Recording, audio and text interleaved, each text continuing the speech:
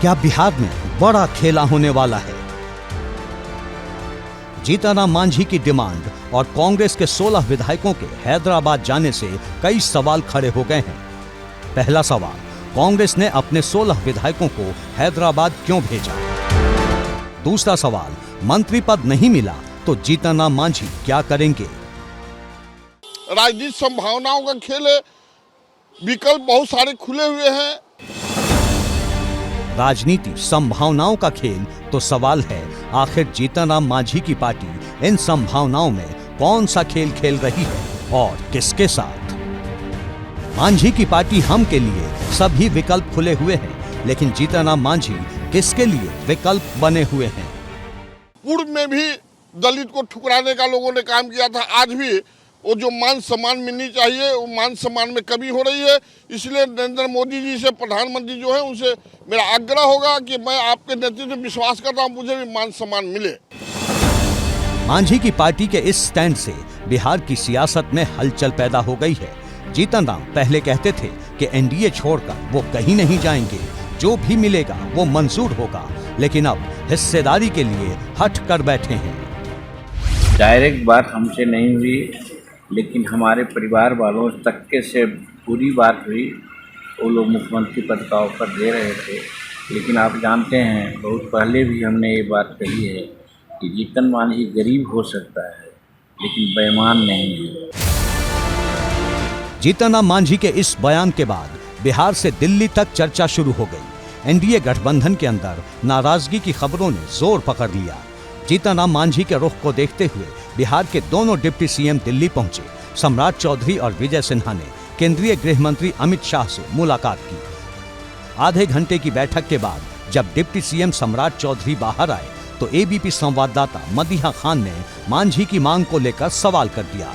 इस पर सम्राट चौधरी ने क्या कहा, वो सुनिए। एनडीए पूरी तरह इंटैक्ट है। ये जो खेला करने वाले सोच रहे हैं ना, कहीं उनके साथ खेला नहीं हो जाए। वो जो बहुत होशियार बन रहे हैं ना, तो उनको पता नहीं है कि वो भ्रष्टाचारी हैं। भ्रष्ट लोग जेल के अंदर अच्छे लगते हैं। सवाल है, बिहार में खेला करने की प्लानिंग कौन कर रहा है? आखिर किसके साथ खेला हो सकता है, आरजेडी या नीतीश? या आरजेडी कुछ बड़ा प्लान कर रही है? अगर वो इधर आते हैं महागठबंधन में तो क्या सीएम बनाया जाए? राजनीति में अगर मगर का कोई जवाब नहीं होता है। मैंने एक लाइन भी कहा कि जब निर्णय वो लेंगे तो स्वाभाविक तौर पर वो श्रेष्ठ कर भी होगा, राज्य हित में होगा, युवा हित में होगा, किसान हित में होगा, सामाजिक न्याय और धर्मनिरपेक्षता के हित में होगा, बहुजन के हित में होगा। जीतनराम मांझी जी की राजनीति जो रही है मुख्यमंत्री बनने के बाद से, हमेशा सत्ता की राजनीति वो कर रहे हैं। जिधर जो मिल जाए उधर वो चले जाते हैं।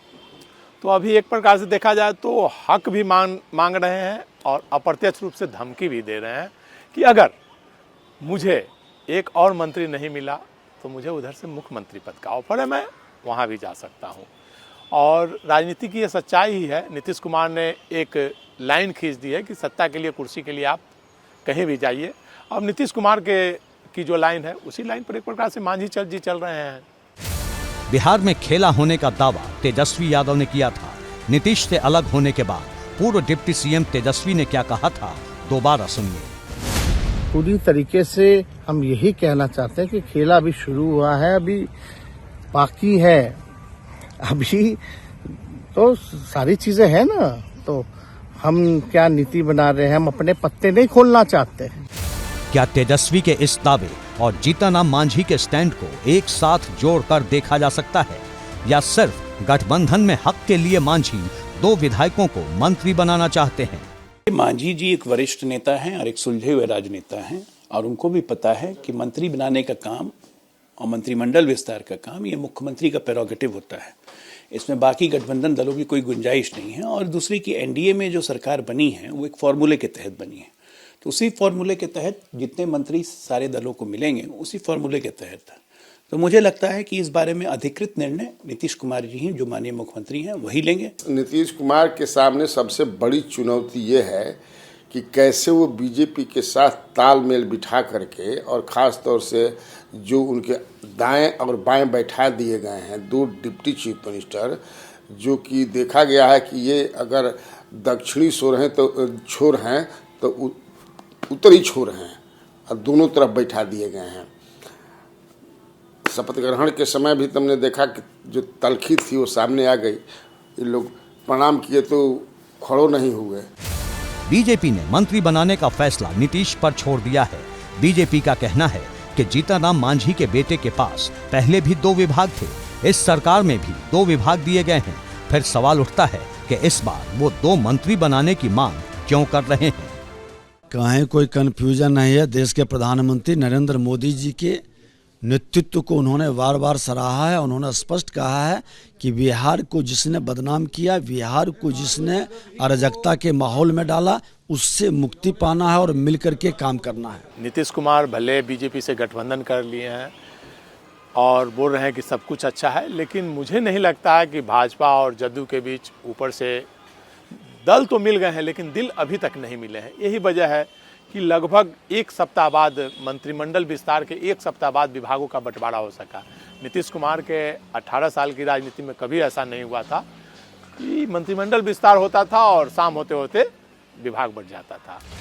एनडीए में मांझी को लेकर टेंशन है तो विपक्ष में कांग्रेस घबराई हुई है। झारखंड की तरह बिहार में भी कांग्रेस अपने विधायकों को बचाने में जुटी है। कांग्रेस ने अपने 19 विधायकों में से 16 विधायकों को हैदराबाद भेज दिया है। 3 विधायक 5 फरवरी को वहां जाएंगे। कांग्रेस को विधायकों के टूटने का डर सता रहा है। खेला जो बहुमत साबित करना है, तो खेला की बात हो रही है, तो ऐसा नहीं है कि राष्ट्रीय जनता दल और कांग्रेस भी खेला करने को तैयार है। वो भारतीय जनता पार्टी के कुछ विधायकों को तोड़ना चाहते हैं और जदयू के कुछ विधायकों को तोड़ना चाहते हैं और उन्हें लोकसभा चुनाव का ऑफर देना है कि लोकसभा चुनाव लड़िए और जीतिएगा। और कई विधायकों को मंत्री पद का ऑफर दिया जा रहा है कि आप हमारे तरफ आइए, मंत्री बनाया जाएगा। और इसी प्रकार से भाजपा और जदयू भी राजद और कांग्रेस के विधायकों को तोड़ने का प्रयास कर रही है। दोनों तरफ से जोड़ तोड़ का प्रयास कर रहा है। अब देखना है कि इसमें सफलता किसे मिलती है। बिहार में नीतीश कुमार 12 फरवरी को विश्वास मत हासिल करेंगे, उसकी तैयारी में लगे हैं। सवाल है क्या कांग्रेस के विधायकों को भी तोड़ने की तैयारी है। हालांकि अभी तक साफ नहीं हो पा रहा कि कौन किसके साथ खेला कर रहा है, लेकिन नीतीश अलग तरह का खेल कर रहे हैं। उन्होंने बिहार में ईबीसी, महादलित, एससी और एसटी आयोग भंग कर दिखा दिया है कि जेडीयू अब एनडीए के साथ पूरी तरह से खड़ी है। क्योंकि आयोग में आरजेडी से जुड़े नेता थे, इसलिए नए सिरे से इन आयोगों का पुनर्गठन होगा। लेकिन सवाल है क्या तेजस्वी के खेला प्लान पर 12 फरवरी को नीतीश भारी पड़ेंगे या विपक्ष के साथ ही उस दिन खेला हो जाएगा।